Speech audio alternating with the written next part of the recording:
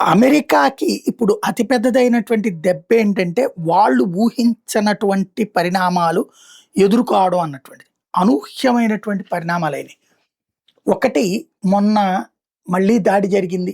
Israel చేసిందా Iran మీద? లేదా అమెరికా చేసిందంటే అమెరికానే చేసింది.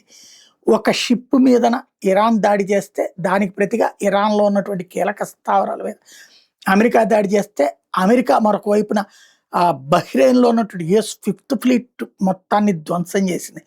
అందులో ఎన్ని యుద్ధ విమానాలున్నాయో తెలీదు, ఎన్ని హెలికాప్టర్‌లున్నాయో తెలీదు, ఎంతమందున్నారో తెలీదు. దానికి భయపడి అమెరికా వెనక్కి తగ్గిందా?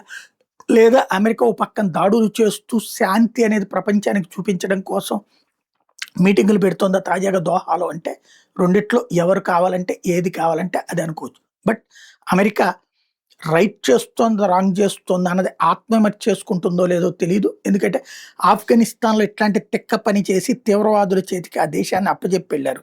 ఇప్పుడేం చేస్తారో చూడాలి.